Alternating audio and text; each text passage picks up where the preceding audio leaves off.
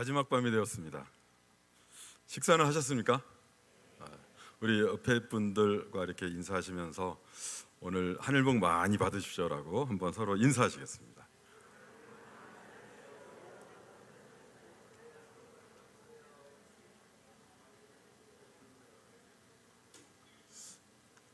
네, 이제 마지막 우리 3일 동안 있었던 것을 이렇게 한번 총정돈해 보는 그런 시간을 갖도록 하겠습니다. 여기서 지금 PPT가 안 되는 것 같습니다. 넘겨주세요. 네. 네. 지금 제가 강의하는 내용들은 국제 이마고라는 단체에서 라이센스를 가지고 있는 내용이기 때문에 이렇게 카피를 못하게 되어 있어요. 그래서 우리가 이것들을 좀 이해해 주시면 좋을 것 같습니다. 네, 넘겨주세요.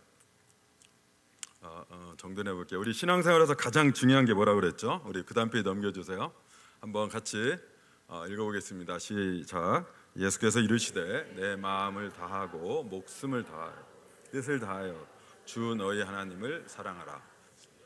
이것이 크고 첫째 되는 계명이요 둘째도 그와 같으니 내 이웃을 내 몸과 같이 사랑하라 하셨으니 두 계명이 온 율법과 선지자의 강령이니라. 온 율법과 선지자, 그러니까 율법이라는 건 모세오경이고요. 그다음에 선지자는 선지서를 얘기하는 거죠. 이때 당시에 신약 성경은 없으니까 다시 말하면 구약 성경을 다 잼처럼 쪼리면 하나로 하나님 사랑, 이웃 사랑이 된다는 거죠. 그래서 넘겨주세요. 신앙생활은 한마디로 말해서 뭐가 가장 중요한가 따라서 봅시다. 관계, 릴레이션십, 관계다. 그래서 넘겨주세요. 나와 하나님과의 관계가 먼저 일단 우선이 중요하고, 왜냐하면 내 안에 영혼이 빈잔이 채워져 있지 않기 때문에 하나님의 사랑이 부어지지 않고 이웃을 사랑할 수 없습니다. 그래서 그 다음 또 크게 해주세요. 하나님의 사랑이 내 안에 먼저 넘쳐서 이웃으로 넘쳐가는 거죠. 이것을 에베소 4장 32절로 말씀으로 바꾸면 이렇게 말할 수 있어요. 읽어보겠습니다. 시작.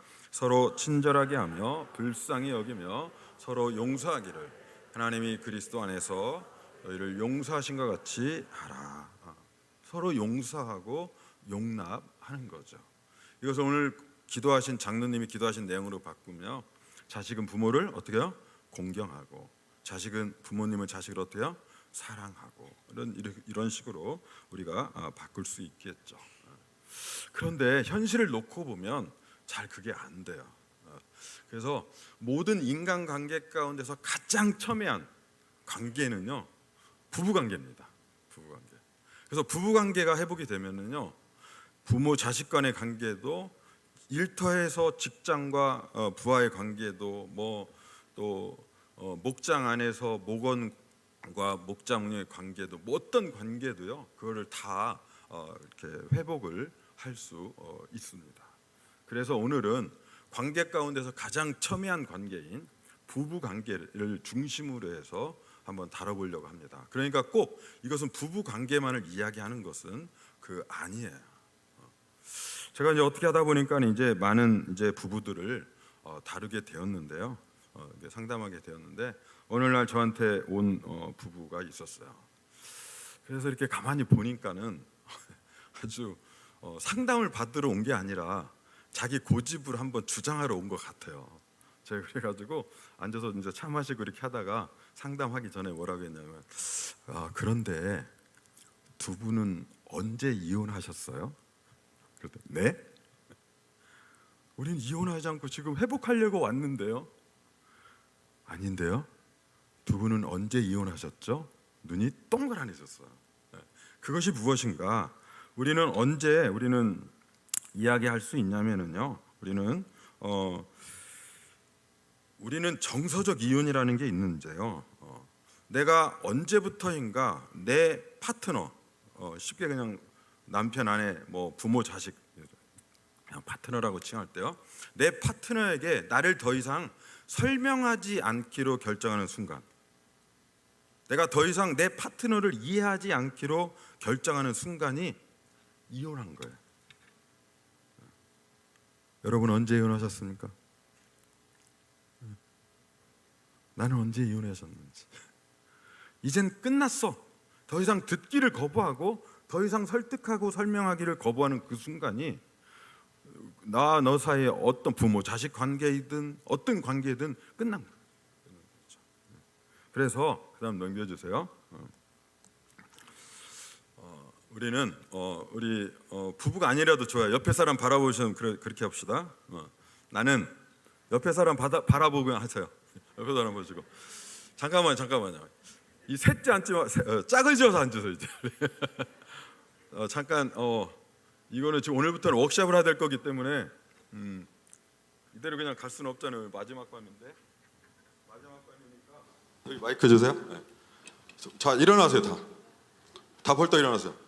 일어나서 둘씩 짝지세요. 세신 분들은 빨리 짝 찾아가세요. 무조건 빨리 찾아가세요. 혼자 있는 분 하여튼 짝 찾으세요. 둘씩. 이럴 때 목자 목녀님들은 희생 정신을 발휘하는 거예요. 빨리빨리 내 목원들 챙기면서 내 목원이 좀 홀로 있지 않는지 보시고. 둘씩 되신 분들만 앉으세요. 둘씩 아닌 분은 서 계세요. 어정쩡하게 그냥 앉으면 안 돼요? 네. 다 앉으셨죠? 네, 좋습니다. 이제 둘씩 마주보세요. 자, 마주보시고요.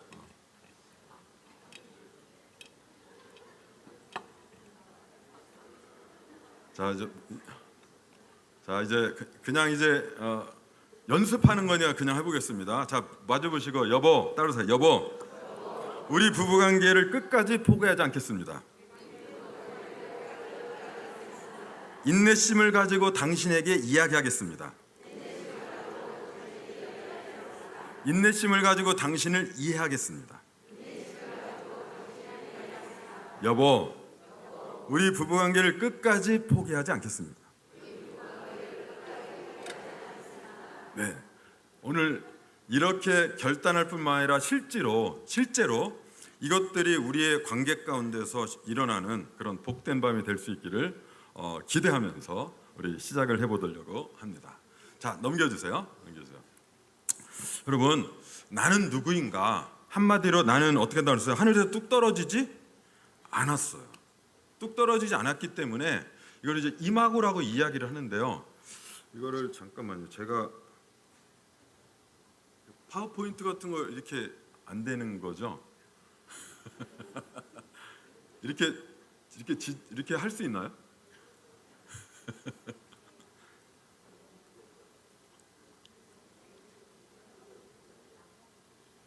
그냥 가죠. 시간이 없으니까. 더 보세요. 나의 이모가라는 얘기는 뭐냐? 나는 어떤 사람인가? 나는 어떤 성품의 사람인가? 나는 어떤 기질을 갖게 되었는가? 이건 하늘에 뚝 떨어지는 것이 아니고요. 나의 양육자가 있어요. 내 주 양육자, 할머니든 아니면은 할아버지든 아니면 엄마이건 아버지거든 그 부모의 긍정적인 것과 부정적인 그 모든 것들을 내 안에 각인시키는 거예요. 그래서 나라는 사람이 돼 있는 거죠. 내가 왜 성격이 급한가? 나는 왜 느려 터졌다라는 이야기를 그렇게 들을 수밖에 없는가? 그 자라오는 환경 가운데서 그렇게 주 양육자로부터 긍정적인 것이든 부정적인 것이든 그것들이 물때처럼 켜켜이 쌓이면서 그런 오늘의 나가 만들어진 거야. 그런 내가 다른 사람들한테 프로젝션, 투사를 하는 것이 바로 내 이마고다라고 그렇게 이야기할 수 있습니다. 자, 그래서 그다음 넘겨주세요. 그래서 부부가 침대에 누우면 몇 명이 누워 있을까요? 몇 명이에요? 저 지금 그림엔 지금 부부 몇 명이 누워 있어요?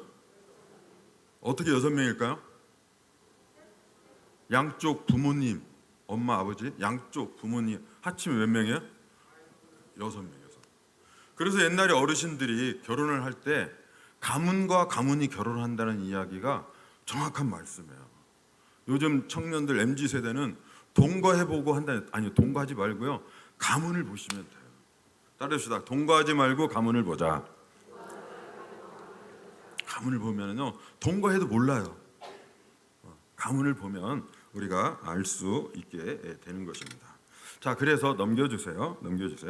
우리는 결혼할 때 어떤 사람을 내 배우자로 착하게 이렇게 선택하게 되느냐면요, 나의 부모님, 주 양육자의 긍정적이고 부정적인 이미지의 총 합체라고 말하는 그것을 이마고라고 이야기하는데, 그것과 가장 일치하는 사람하고 결혼을 합니다. 그런 사람이 마음에 끌립니다. 매력적으로 보입니다. 매력적으로. 그래서 이마고 짝하고 결혼을 하는 거죠.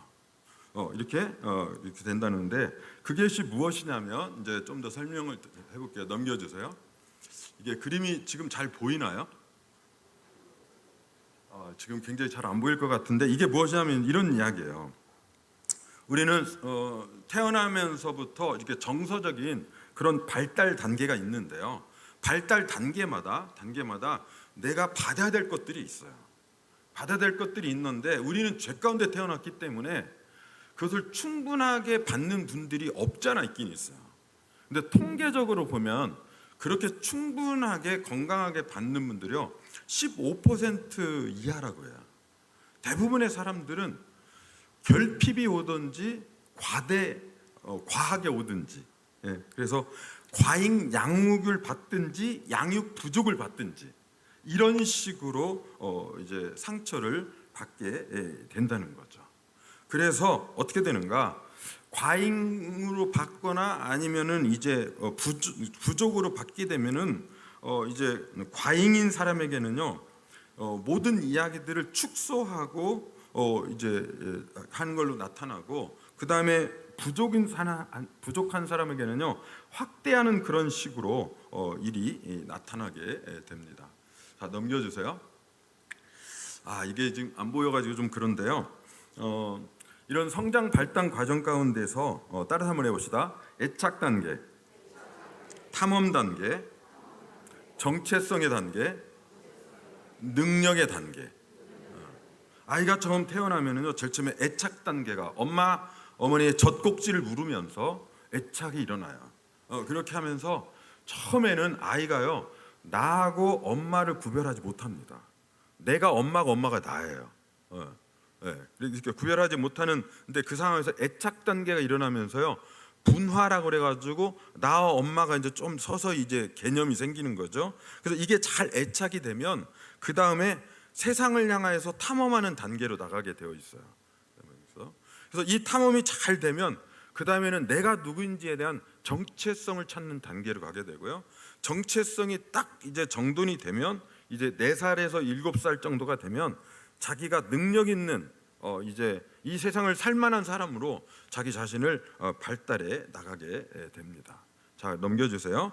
자, 이제 애착 단계를 넘어서 탐험 단계 됐을 때 어떤 일이 일어나는지 예를 들어서 보게 되면요, 탐험 단계에는요 부모가 어떻게 해줘야 되냐면요, 따라해 봅시다. 내가 여기 있어, 가도 돼. 탐험이라는 것은 엄마가 안전 기지가 되어가지고 세상의 그 이 총천연 세계 세상을 막 탐험하는 거예요. 근데 이렇게 탐험하려면 어떻게 되면 돌아올 곳이 있어야 되겠죠, 그죠? 탐험하러 갔는데 돌아올 곳이 없다 그러면 어때요? 그럼 우주 미화가 되는 거예요. 고화가 되는 거죠. 그러니까 탐험하려면 엄마가 내가 여기 있을게 이겨가 돼야 돼요. 그렇게 돼야 되는데 어떻게 되는가? 내가 여기 있어가 안 되고, 예를 들어 가지고 엄마가 안 온다, 만날 수 없게 된다. 또 이렇게 되면 이게 이제 결핍이 되겠죠. 그죠? 또 반대로 이제 탐험은 밖으로 가야 되는데 엄마가 가지 못하고 위험해하고 꽉 붙잡고 있으면 또 어떻게 되겠어요? 이것도 또 아닌 거죠. 이것도 또 아닌 겁니다. 그래서 어떻게 되는가? 탐험 단계에서 꽉 붙잡고 있으면 아이는 따라서 봅시다. 숨막히다고 하는 거죠. 근데 탐험하러 가려고 하는데 뒤돌아보면 엄마가 없어. 그렇게 되면은 여기 있는 게 아니라 만날 수 없게 되는 거죠. 그래서 이 숨막히는 단계에 들어가면은요, 아이가 어떻게 성장하냐면 답답하니까 혼자 있기를 원해요. 그래서 고립이 됩니다. 스스로 고립을 원해요. 사람 만나는 거 싫어해요.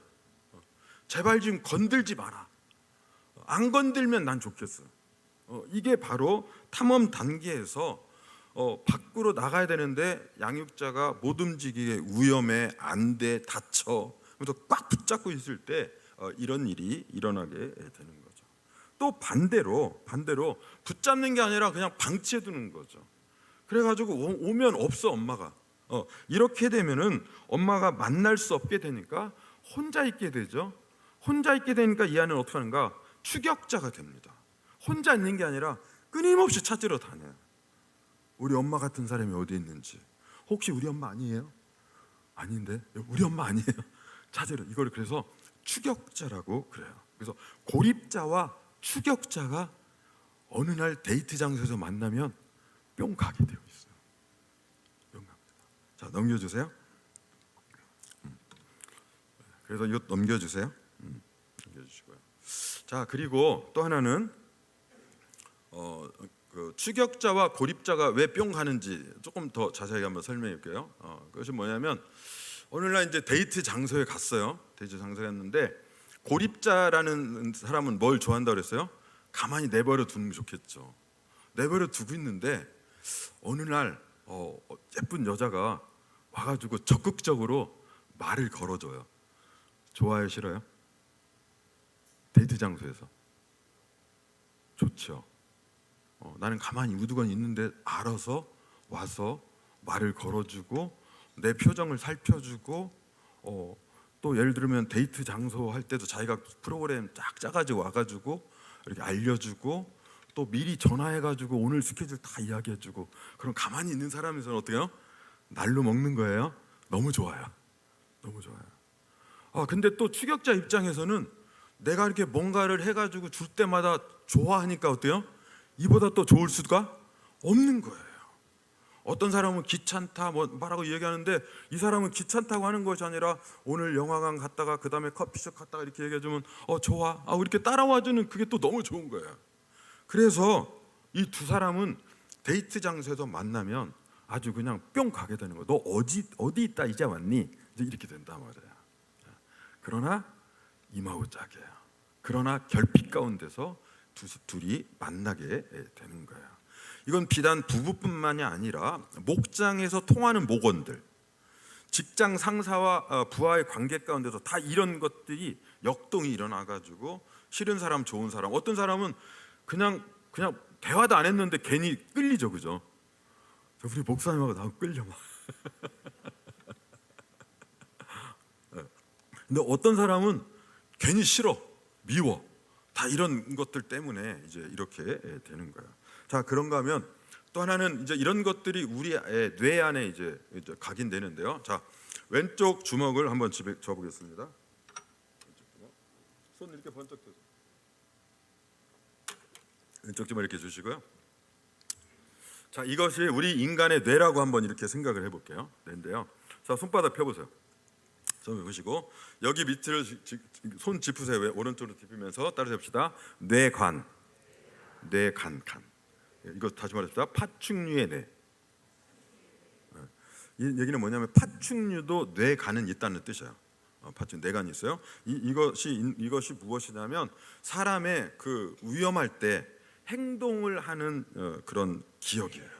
그래서 도망갈지 물어 뜯어야 될지 아니면 죽은 척 해야 될지 아니면은 쌍심지 키면서 달려들어야 될지 이것을 이 파충류도 이거는 해요. 이게 뇌간이라고 그래요. 자, 그다음 오른손을 접으면서 대뇌 변연계, 포유류의 뇌. 이거는 파충류에서 진화한 포유류도 가지고 있는 뇌예요. 이것은 감정뇌라고 합니다.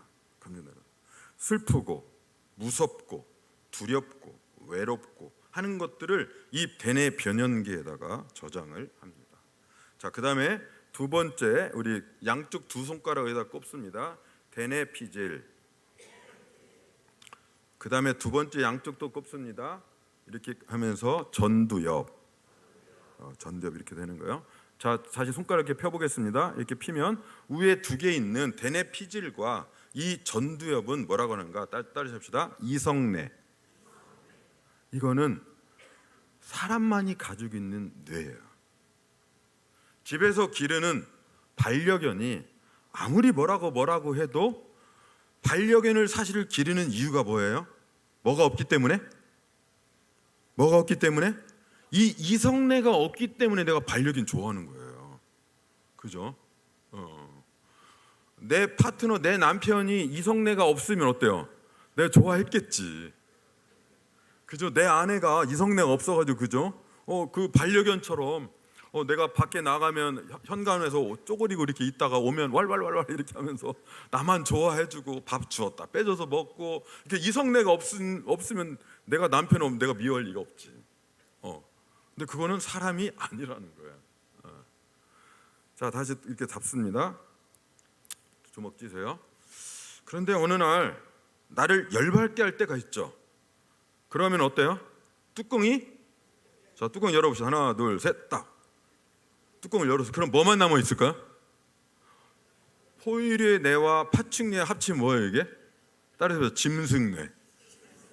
에이, 짐승만 남는 거예요. 실제로.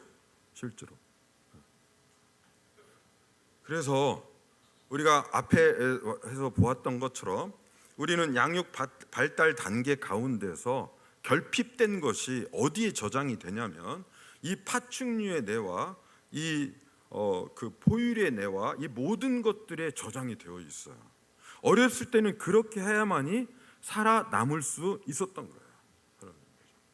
예를 들어 가지고 아까 탐험 단계에서 탐험을 해야 되는데 안전기지인 엄마가 없어요. 예를 들어 가지고 엄마가 아침만 되면 어디다 갖다 나를 떼어 맡기고 없어졌다가 저녁 때 오후에 한번 5시쯤 나타나는 거예요. 그럼 아이 입장에서는 어때요? 한번 떼쓰는 거죠. 그냥 그날 감기 온파 한번 들어본 거예요. 그러니까 엄마가 그날 어떻게 해요? 출근 안 하네. 이게 각인이 되는 거예요. 아, 뒤로 넘어지면 내 거가 되는구나. 이게 여기에 각인이 돼요. 이 짐승 내에. 그래서 이렇게 해서 살아남는 거죠. 살아남는 거란 말이에요. 그런데 어른이 되어서도, 결혼을 해서도, 직장 생활할 때도 여전히 이 짓을 하는 거예요. 그러니까 엄마는 봐주는데 세상에서는 봐줘요, 안 봐줘요? 안 봐준단 말이죠. 그래서 이게 이런 일들이 일어나게 되는 거야. 자, 그래서 그 다음 보여주세요. 그다음. 자, 그래서 우리가 사실은 결혼을 했지만 이제 여기 이렇게 보면 성인 엄마 아빠 결혼한 거예요 사실은. 근데 엄마 아빠 사이에 누가 있냐면요, 4살짜리 3살짜리 성인 아이가 있어요. 성인 아이가. 그러니까 이제 세 가정이 산다 그러면 아기가 몇 명의 아기가 사는 거예요? 아기 셋이 사는 거야. 네, 이러니까 이제 이제 문제가 안 일어나면 오히려 이상하게 되는 거죠. 그러면 이때부터 어떻게 되는가? 로맨틱 했을 때는 아까 둘이 딱 맞아 떨어진다고 했잖아요. 딱 맞아 떨어졌는데 결혼을 딱 하게 되면요, 이 다음부터는 어떻게 되는가? 로맨틱이 딱 끝나게 되면은 생존을 위한 게임이 다시 시작합니다. 생존을 위한 게임들이. 그러면서 어린 시절에 내 양육자로부터 채워지지 못했던 것들을 채우려고 끊임없이 이제 투쟁하는 생존 경쟁에 들어갑니다. 자, 어떻게 들어가는가? 자, 두 손 이렇게 한번 내보겠습니다. 내 파트너를 상상하면서 이야기하는 거예요. 자, 따라해 봅시다. 여보, 내가 당신을 위해서, 좀 감정 녹화 한번 해보세요. 실제로 하는 것처럼 다시 해봅시다. 손 내어주시죠. 여보, 내가 당신을 위해서 하늘의 별도 따다 줄 수 있어. 내가 큰 거 원하지 않아. 이것만 좀 해줘. 이것만 해주면 내가 하늘의 별도 따다 줄게. 여보, 내가 큰 거 바라는 거 아니잖아. 바로 요거야, 요거. 이것만 해주면 난 별도 따다 줄게. 이렇게 한다고. 근데 요게 뭐예요? 내가 볼 땐 별거 아니라는 거예요. 아내 같은 경우는 양말 벗어가지고 빨래통에만 넣어달라는 거예요. 남편 같은 경우는 냉장고만 좀 정돈하라는 거야. 내 다른 거 바라지 않아. 냉장고만 정돈해주면 내가 하늘에 별도 따다줄 수 있어.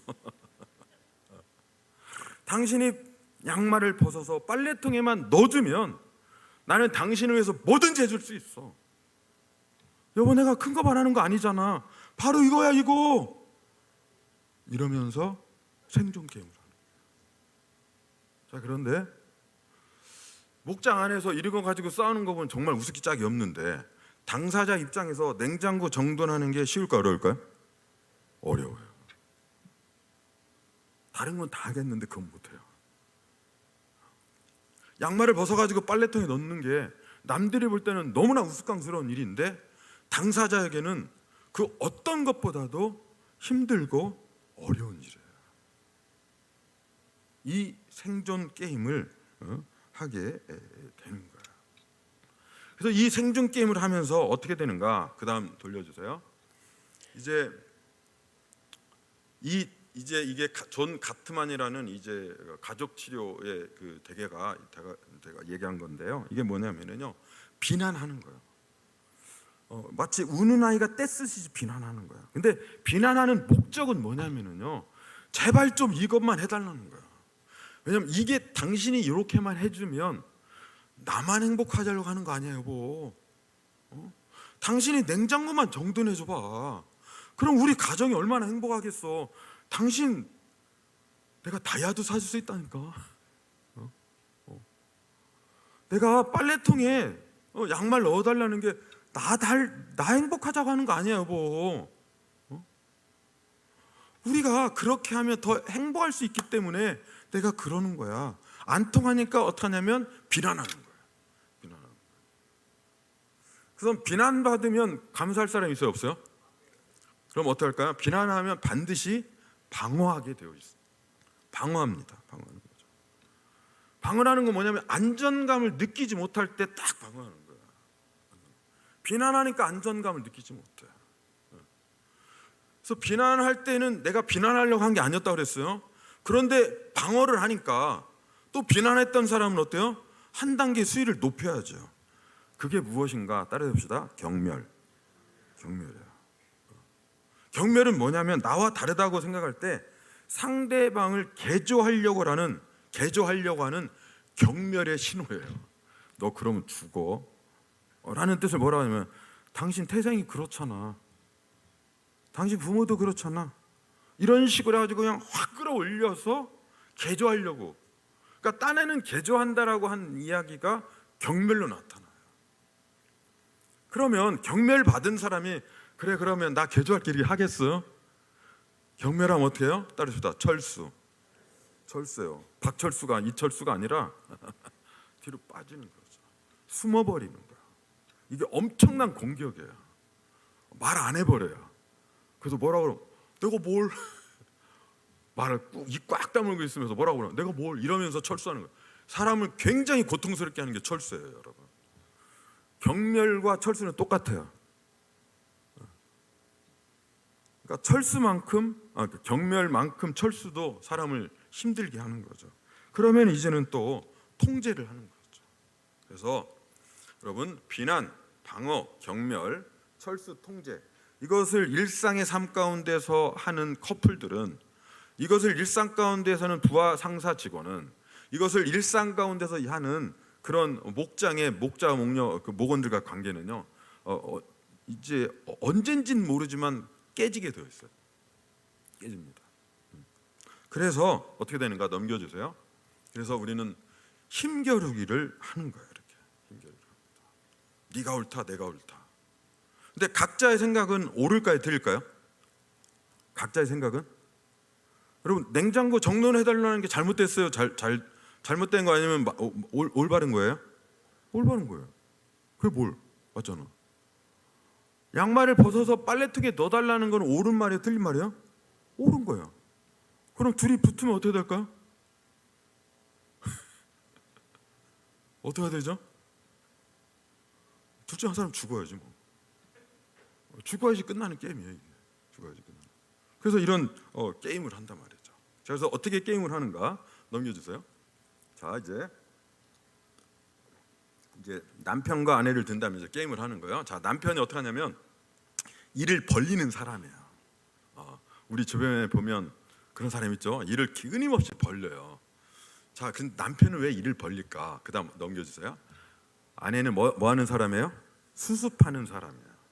자, 아내는 그럼 왜 수습하는 사람이 됐을까요? 남편이 어떻게 하니까? 일을 벌리니까. 그죠? 그럼 남편은 왜 일을 벌리는 사람이 됐을까요? 아내가 수습을 해주니까 벌리는 거예요. 수습을 해주니까. 지금 무슨 쪽으로 가려고 하는지를 잘 보셔야 돼요. 자, 그다음 넘기겠습니다. 자, 아내가 이제 어느 날 와가지고 당신 결정해, 사업이야 나야, 딱 이렇게 이제 도전장 이제 최후의 통첩 날렸어요. 그러면 남편이 뭐라고 할 것 같아요? 읽읍시다. 시작. 아들이야 나야, 결정해, 딱 이렇게 되는 거죠. 자, 또 넘겨볼게요.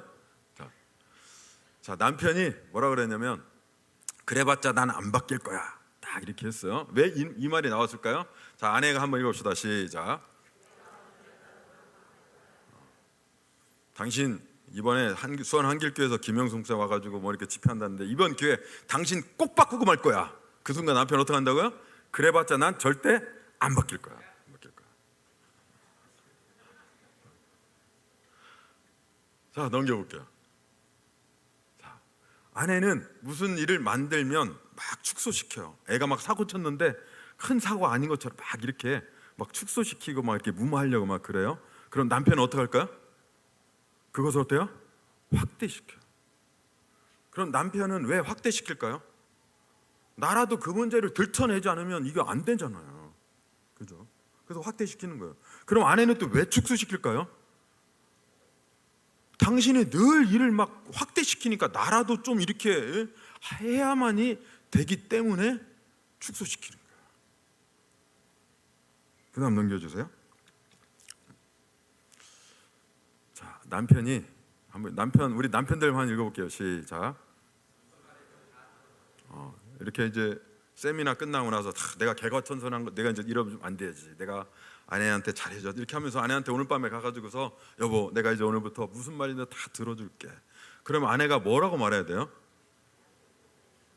아이고 꼴에 당신 뭐 한두 번이야지. 뭐 내가 믿을 수 있어? 꼭 이렇게 한다고요. 그런데 오늘 밤에 가가지고 남편이 여보, 내가 3일 동안 집회하면서 오늘부터 당신이 무슨 말을 하든지 내가 공감해주고 당신 이야기 잘 들어줄게. 그럼 어떻게 대답해야 될까요? 그렇게 말해주니까 어제 했던 거 다시 해야지. 다 그렇게 말해주니까 어때요? 내 기분이 너무 좋아요. 이렇게 해야 되는데 안 한다고요. 왜 안 한다고, 왜 할 수 없는가? 이렇게 말하는 건 의식화를 해야지만이 할 수 있는 이야기예요. 굉장히 힘들어요. 그래서 어떤 일이 일어나는가, 이제 한 부부의 예를 들어보도록 그렇게 하겠습니다.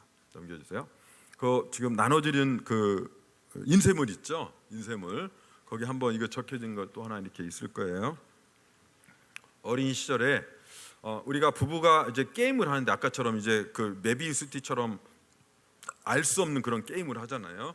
그런 게임을 하는데 하게 되는 밑에 저변에 깔려 있는 문제를 찾아내는 그런 질문인데요. 자, 먼저 우리 넘겨주세요. 남편의 예시. 혹시 이 글씨 읽을 수 있나요? 예, 그러면 우리 한번 같이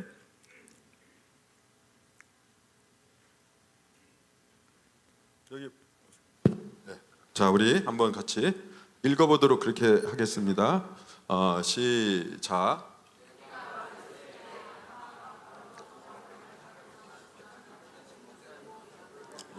가로는 읽지 마시고, 내가 어렸을 때 내가 부모로부터 받고 싶었던 것은 뭐였다고요? 돌봄이었다. 이렇게 얘기한 거죠.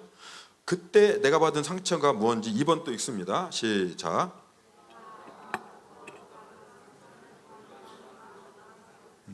돌봄이었는데 그것을 밟지 못하면서 내가 느꼈던 결핍이요, 버림받는 것과 방치받는 느낌이 들었다는 거예요. 그렇습니다. 자, 그럴 때 3번 읽습니다. 시작. 내가 두려웠던 것은 버림받는 것이었다.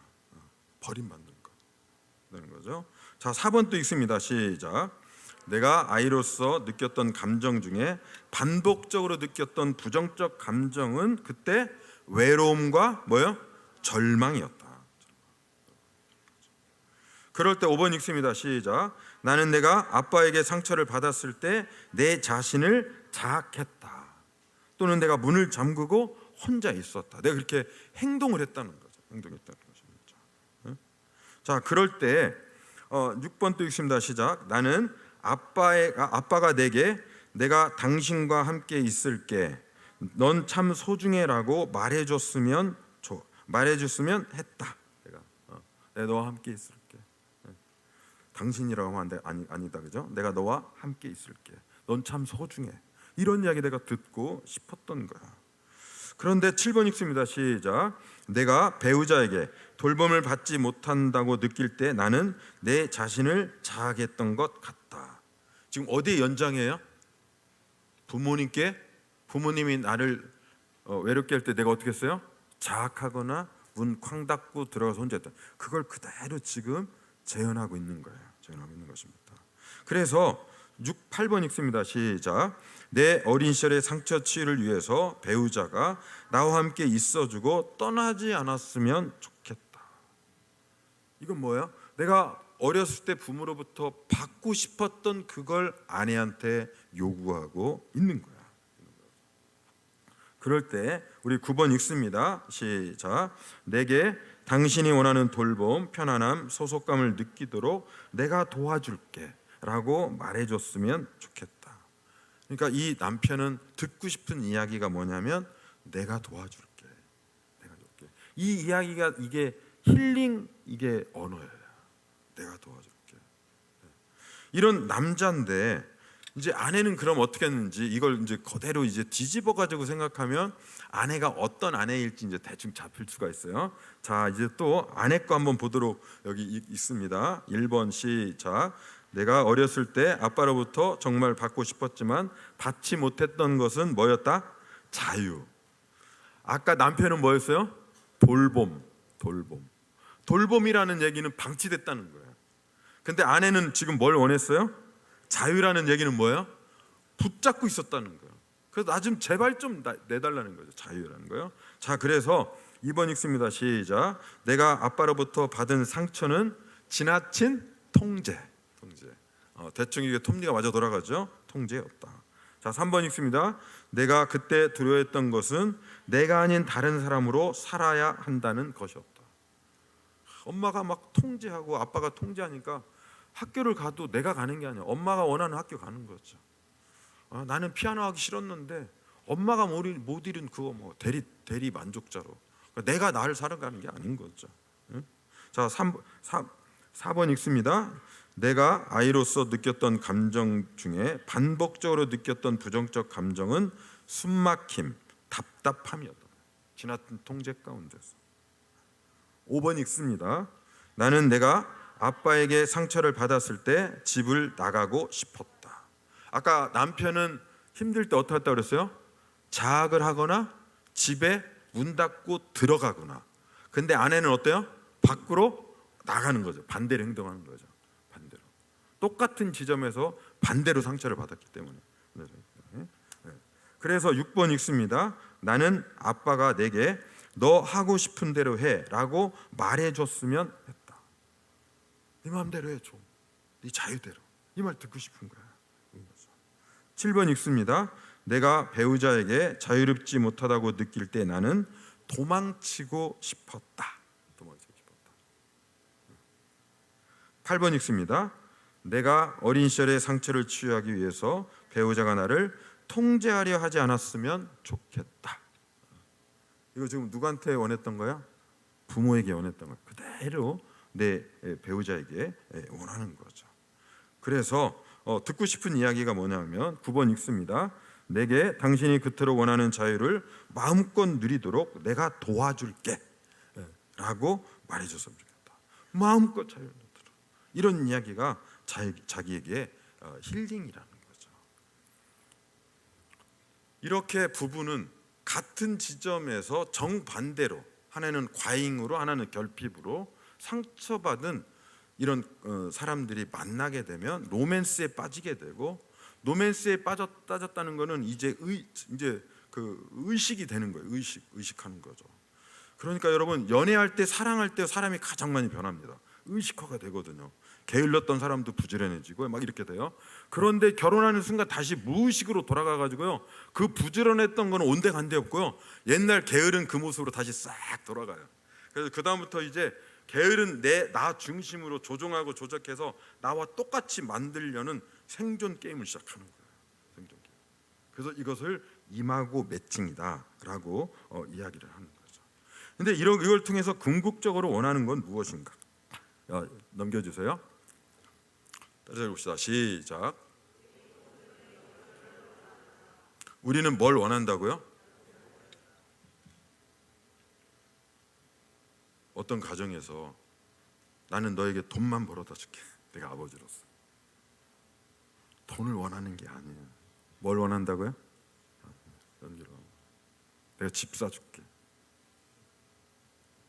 우리는 연결을 원하는 겁니다. 연결을. 우리는 관계 가운데서 태어나고, 관계 가운데서 상처받고, 관계 가운데서 치유됩니다. 신앙생활은 관계다라고 말하는데, 이때 관계는 언어이고 연결을 원하는 거죠. 이것을 좀 더 다른 식으로 표현하면, 넘겨주세요.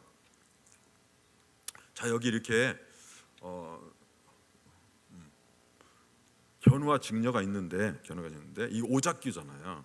오작교인데 이 다리가 놓아지려면 가운데 이렇게 마른 목골로 되어 있는 이 돌이 딱 들어가줘야지 이 다리가 된단 말이에요. 다리 상판이 이렇게 된단 말이죠.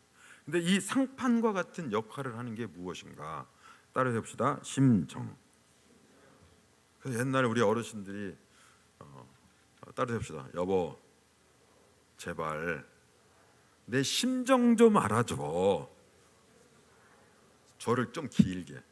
여보, 제발 내 심정 좀 알아줘. 그거 아니었어요? 다 그거예요. 심정을 알아달라는 얘기는요, 해결해달라는 게 아니고요, 당신 마음 내 마음, 네 캉 내 캉 연결하자는 거예요. 이렇게 하면 우리 인생의 문제는 견딜 수 있어요. 그래서 넘겨주세요. 우리 칼융이라는 사람이 융이 그 목회자였었어요. 목회자였는데 융이 이런 이야기를 했습니다. 한번 읽어보겠습니다. 시작.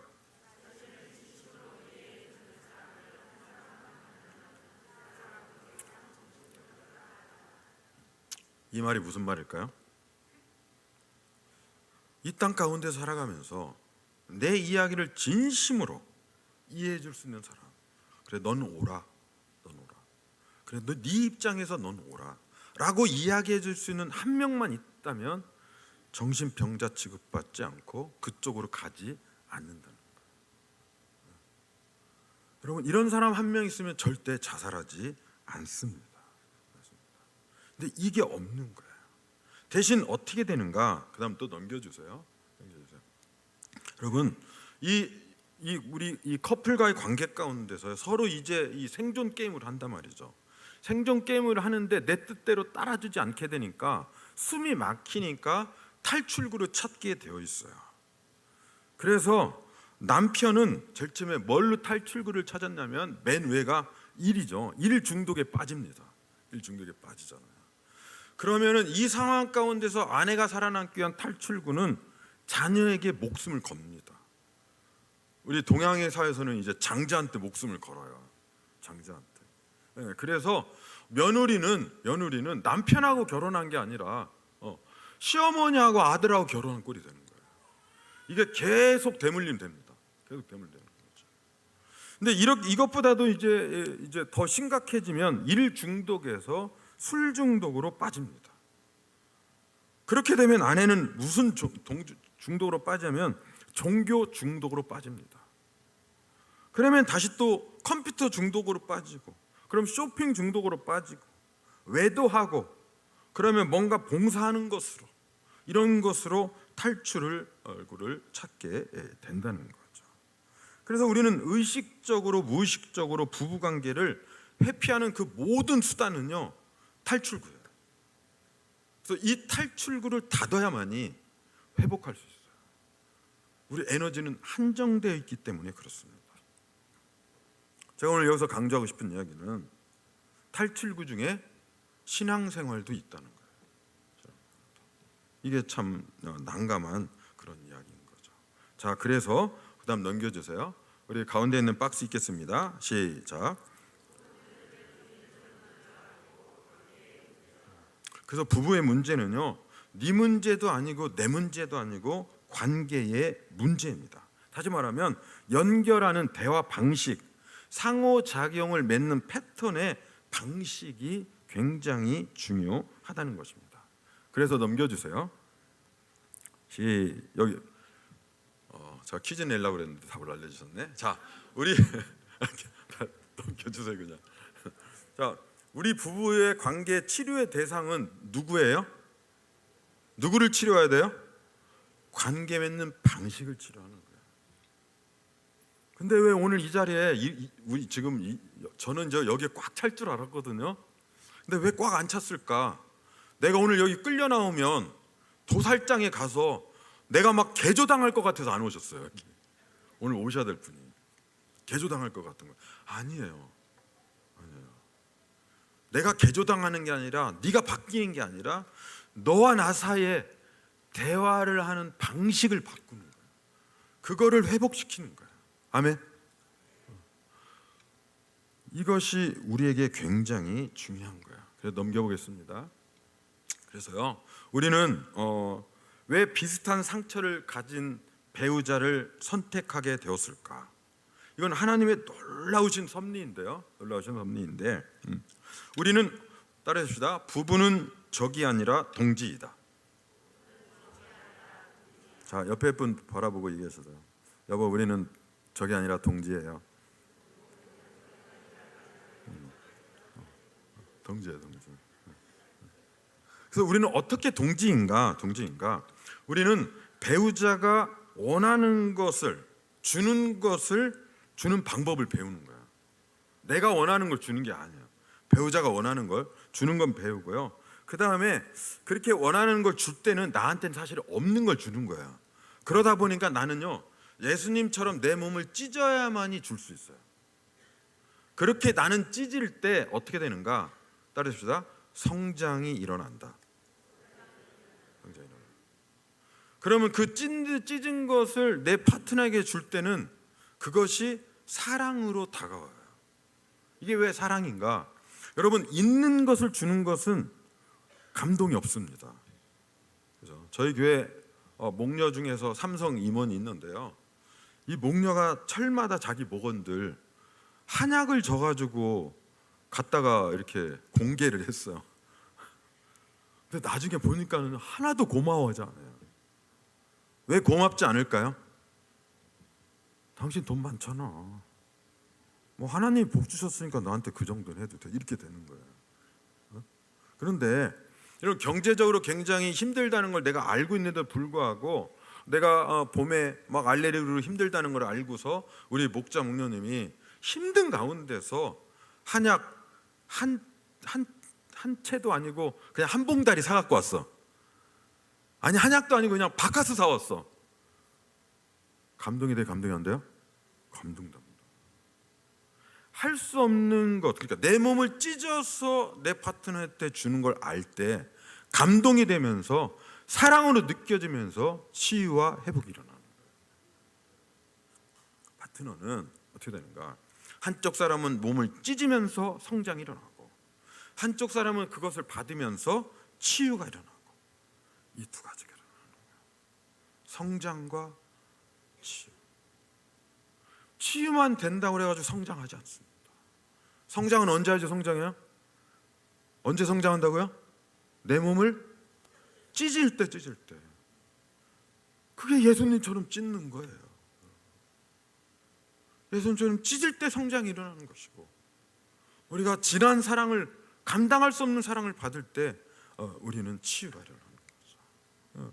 그래서 이렇게 하면서 우리는 맨 오른쪽에 있는 것처럼 유년시절의 어린 시절의 그 미해결 과제를 완수하고 하나님 앞에 가는 거야. 그런 면에서 결혼은요, 내 인생의 부모로부터 받아야 될 것을 받지 못한 마지막 퍼즐을 맞추기 위해서 세컨 찬스로 부부가 일어난 거야.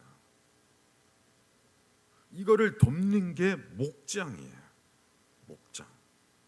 그래서 목장에 가면 VIP 목원이 이제는 좀 안심이 되고 편안하다고 그런 느낌이 드는 순간 아이가 퇴행 현상을 하듯이 일어나가지고 굉장히 무례하게 행동합니다.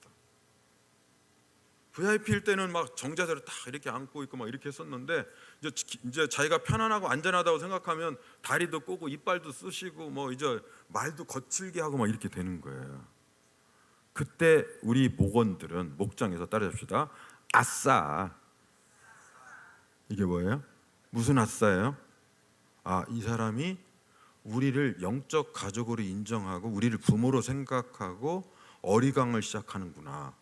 나를 치료하고 회복해달라고 수술대 올라오셨군요. 아멘. 그런데 어느 날 갑자기 이렇게 반듯했던 사람이 막 널브러지고 말도 함부로 하면서 이런 싸가지 이거 아니라는 거예요. 부부도 똑같아요. 부부가 똑같습니다. 그래서 우리는 어린 시절의 이 미해결 과제를 해결하기 위해서 우리가 왔다라는 생각을 하고 있는 거죠. 자, 넘겨주세요. 그래서 우리는 이 파트너의 이 미해결 과제를 해결하기 위해서는 어떻게 되는가?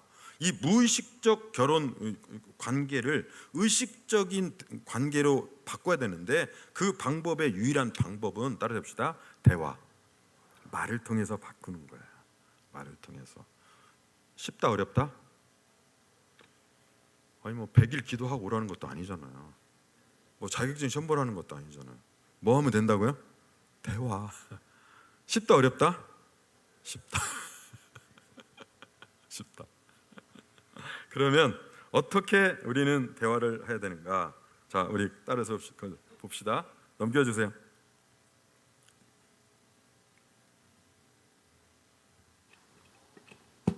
네.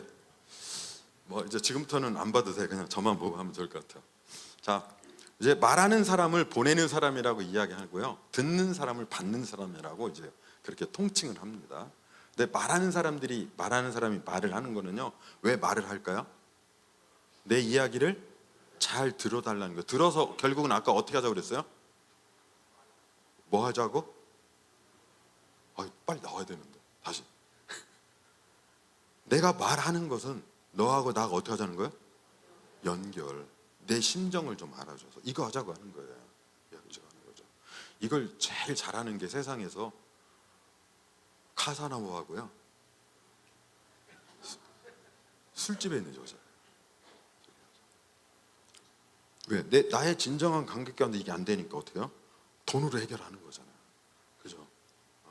내 심정을 이해해 주는 거예요. 업을 해주는 거죠.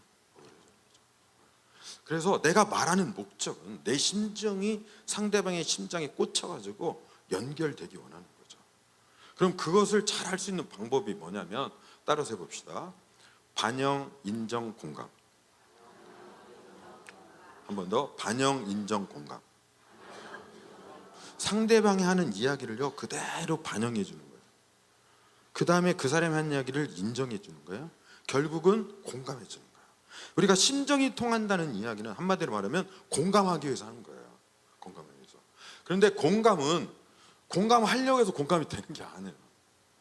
어떻게 하면 공감이 될까요? 상대방이 한 이야기가 이해가 되면. 그죠? 제가 오늘 새벽인가 언제 이야기했죠? 저 지하철 안에서 아이가 막 떠들어요. 이제 예의 없이. 그래서 굉장히 화가 났어요. 스티븐 코비가. 근데 나중에 좀 가고 있는데 옆에 있는 사람이 근데 저 아이 지금 엄마 장례식 치르고 지금 오는 길이라 아빠가 정신이 나가서 그냥 저러고 있는 거야. 그 얘기를 딱 듣는 순간 화가 나는 게 아니라 아이들이 어떻게 보여? 떠드는 아이가 불쌍하잖아요. 아까나 지금이나 계속 애가 떠드는데 아까는 화가 났는데 지금 화가 나는 게 아니라 어떻게 해요? 측은지심이 막 발동해. 어떻게 됐기 때문에? 이해가 되어졌기 때문에. 그래서 공감을 억지로 공감하려고 하는 것이 아니라 상대방의 이야기를 깊이 들으면 이해할 수 있다는 거야. 오늘 아까 목사님하고도 얘기했는데 정혜신 박사가 너의 말이 옳다, 너의 말이 옳다. 그 얘기는 옳다는 게 그러니까 긍정 부정 이런 차원에서 옳다는 게 아니고요. 네 입장에서 너의 상황과 정황 가운데서 네가 그렇게 말하는 것은 개소리가 아니라 맞는 말이야, 그런 뜻이에요. 이해했다는 뜻이에요. 네가 떠드는 게 이해가 돼. 떠들이는 게 잘했다는 게 아니에요. 엄마 장례 치르고 와가지고 네가 철없이 막 지금 아빠가 통제도 못하는 멘붕 상태에서 네가 떠드는 게 어때요? 옳다, 옳다. 네 말이 옳다. 그 말이 그 말인 거예요. 네. 자, 그러면 인정하기 위해서는 이해를 하려면 어떻게 해야지 이해를 할 수 있을까요? 지금부터 이해해야지. 이해가 되나요? 어떻게 해야지 이해가 되냐면 따라잡시다. 경청. 경청이란 무엇이냐면 따라잡시다. 나의 모든 일을 내려놓고 상대방을 높여주는 것. 그게 뭐라고요? 경청이라고 합니다. 경청이란 무엇인가? 상대방이 나한테 무슨 말을 할 때 내가 하던 일을 다 멈추고 상대방에게 집중해서 들어주는 거예요. 그렇게 해서 당신을 높여주는 거예요. 이게 뭐라고요? 경청. 리스닝. 히어링이 아니라 리스닝 하는 거예요. 경청. 이렇게 경청을 하게 되면요, 이해할 수밖에 없어요. 그런데 경청을 할 수 있는 유일한 방법이 무엇인가? 이게 바로 뭐라고요? 따라서 반영이라는 거예요. 쉽죠? 반영이란 무엇이냐면 우리가 거울로 이렇게 비춰주잖아요. 상대방이 한 이야기를 그대로 내가 해주는 거예요. 어떻게 하는가 따라줍시다. 그러니까 당신 이야기는 삐리리하다는 거죠. 내가 잘 이해했나요? 거기에 대해서 더 이야기해 주세요. 졸리십니까? 이제 조금만 기다리면 끝날 거예요. 자, 다시 한번 해보겠습니다. 그러니까 당신 이야기는 삐리리하다는 거죠. 다시 말해, 이러이러하다는 거죠. 내가 잘 이해했나요? 거기에 대해서 더 이야기해 주세요. 이렇게 계속 얘기하는 거예요. 이야기를 다 한다고 할 때까지 그대로 이야기를 해주시는 거예요. 자, 그러면은 연습을 좀 해야 되겠다, 그죠? 우리는 이론이 중요하잖아요. 실제로 하는 게 굉장히 중요한데요. 목사님하고 저하고 한번 하겠습니다.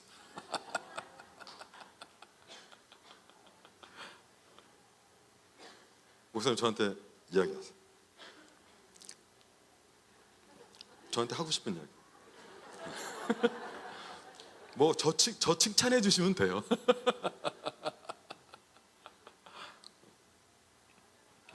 목사님 부부 관계가 좋아지셨나요? 네. 그러니까 목사님 말씀은 저희 부부 관계가 좋아지셨냐라고 그렇게 물어보신 거죠. 제가 잘 이해했나요? 예. 거기에 대해서 더 이야기해 주세요. 옛날에는 어려우셨나요? 그러니까 목사님 말씀은 제가 옛날에 저희 부부 관계가 어려웠었는가라고 그렇게 저한테 질문하시는 거죠. 제가 잘 이해했나요? 네. 어떻게 거기- 좋아지셨어요?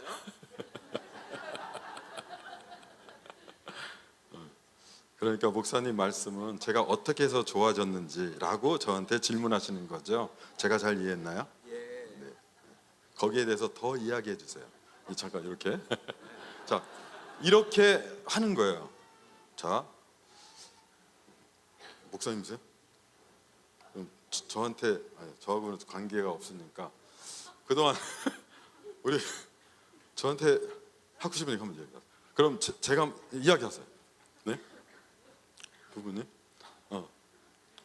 아니 그 질문을 하면 저 목사님 계속 질문을 하긴 하셨는데 그래도 한번 물어봅시다. 제가 이렇게 그대로 목사님 하신 이야기를 반영해 주니까 어떤 느낌이 들었나요? 기분이 좋아요. 어떻게 좋은 느낌? 마음이 평안해졌어요. 아마 마음이 평안해졌다는 이야기는 목사님이 저한테 던진 질문이 제가 정확하게 이해했다라고 느껴졌기 때문일 것 같은데 혹시 맞나요? 네, 맞아요. 네, 맞아요. 이렇게 되는 거죠. 그래서 우리는 상대방이 하는 이야기를 그대로 반영해 주기만 하면 돼요. 그래서 오목거울처럼 축소하는 것도 아니고 볼록거울처럼 확대하는 것도 아니고. 다시 한번 봅시다. 그러니까 당신 이야기는 삐리리하다는 거죠. 내가 잘 이해했나요? 거기에 대해서 더 이야기해 주세요. 거기에 대해서 더 이야기해달라는 이야기는 내가 내 이야기하지 않고 나는 당신에 대해서 호기심을 가지고 더 알고 싶어. 난 당신 더 이해하고 싶어.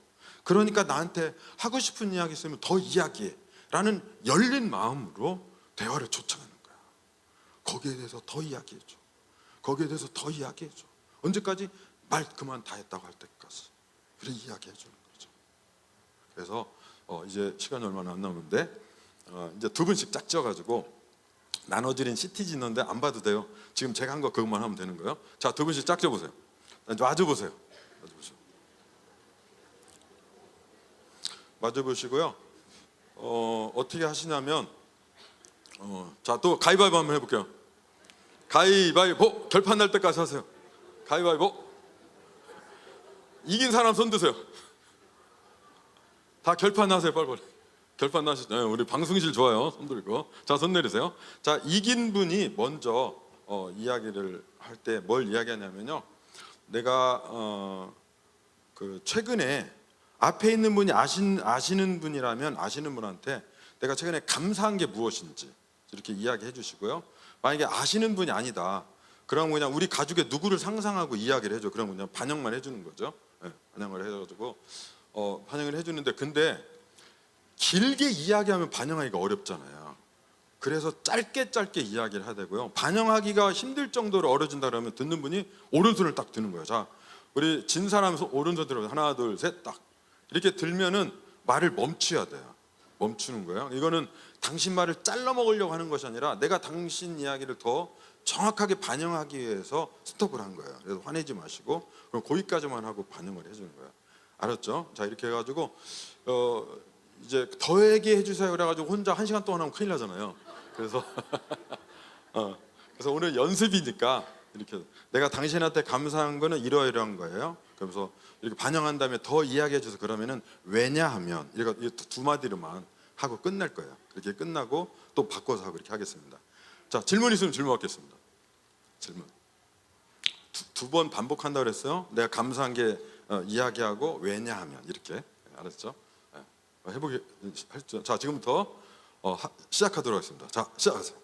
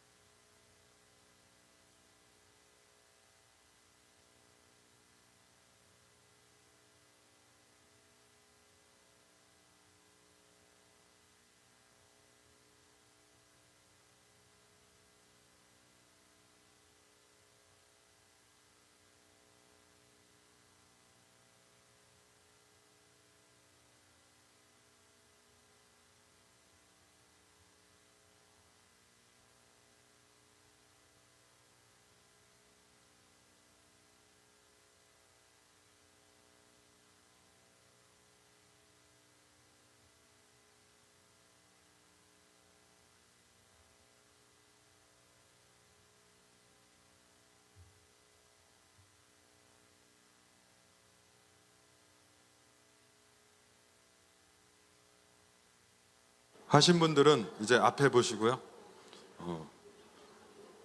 박수 3번 한번 쳐보겠습니다. 박수 3번 시작. 박수 한번. 자, 52분이거든요. 저한테 주어진 시간이 8분이 남았습니다.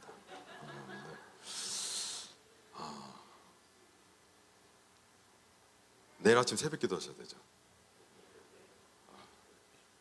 제 마음이 뭐가 있냐면 이대로 끝나려면 조금 아쉬움이 있어가지고 실제로 여기서 하는 거를 한 팀이 만약에 자원한다면 나오셔가지고 감사 대화를 이제 배우긴 했는데 이렇게 하는 거구나 현실 가운데서 하는 거를 한번 보고 가면 그래도 조금 낫겠다라는 이제 좀 아쉬움이 남겠다는 생각이 들어요. 자, 그렇게 하면은 아마 한 9시 한 20분 정도, 그러니까 20분을 더 쓰는 거죠.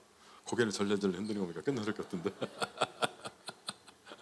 그래서 혹시 그게 동의가 되어지시고 그 다음에 나올 커플이 있으면 여기 나와서 한번 우리 부부 한번 우리 커플 한번 해보겠다 하면 제가 한번 해볼, 저는 그런 의향이 있습니다.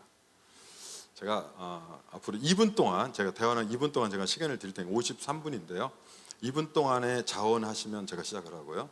그렇지 않으면 매듭을 짓고 9시에 마무리하도록 그렇게 하겠습니다. 자, 그래서 우리 그 다음 페이지 한번 좀 넘겨줘 보실까요?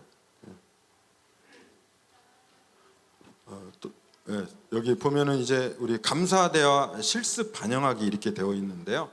이 내용을 가만히 이렇게 이 프로토콜이라고 하는데 이거를 1번, 2번 이렇게 번호를 쭉 따라가다 보면 이렇게 보여요. 그래서 보내는 사람이 1번 이야기하면 받는 사람이 2번 이런 식으로 해가지고, 근데 이게 복잡한 것 같은데 그냥 한마디로 말하면 아까 얘기했던 것처럼 그러니까 당신 이야기는 이러이러하다는 거죠라고 똑같이 이렇게 반영을 해주는 거죠. 근데 이렇게 반영할 때 조금 힘든 게 뭐냐면 우리 한국말은 주어가 없어도 대화가 돼요. 근데 주어가 없으니까 불분명해요. 그래서 주어를 넣어서 이야기합니다. 그러니까 너는, 나는, 아까도 이제 제가 이제 목사님 이야기할 때 그러니까 목사님 말씀 이렇게 목사님을 지칭했잖아요, 그죠? 근데 이걸 빼버리고 이야기하면 지금 어디를 말하는 건지 굉장히 모호하게 되거든요. 그래서 이제 너는, 나는 이제 이거를 해야 되고요. 이제 내 입장에서 이제 그걸 이렇게 그 언어 표현을 그렇게 하는 것 굉장히 중요하죠. 그래서 그러니까 당신 이야기는 삐리리하다는 거죠. 내가 잘 이해했나요? 확인하는 거죠. 더 이야기해 주세요. 열린 마음으로 더 초청하는 거죠. 그렇게 해서 대화가 이제 예를 들어 가지고 오늘 이제 2마디만 했는데 뭐 여러 개가 이제 뭐 이렇게 이제 부부간 여러 많이 했다 그러면은 하고 나 가지고 이제 다 할 말 다 했다 그러면은 그때 어떻게 하냐면 따라 그 요약 반영을 해주는 거예요. 그 전체 이야기를 그냥 한두 문장으로 딱 요약해서 그러니까 당신은 이러이러한 것들이 나한테 감사하다는 거죠. 왜냐하면 당신이 어린 시절에 이러이러한 상처가 있었기 때문에 나의 이런 모습을 보고 당신이 안정감을 느끼고 치유되고 회복되는 느낌을 가졌기 때문에 그런 나의 행동에 대해서 고맙고 감사하다는 거죠. 내가 잘 이해했어요? 이렇게 질문 이렇게 하는 거예요. 자, 이렇게 합니다. 자, 이제 나오실 커플 있으면 손 드세요. 자, 그러면 마치도록 그렇게 할 텐데요.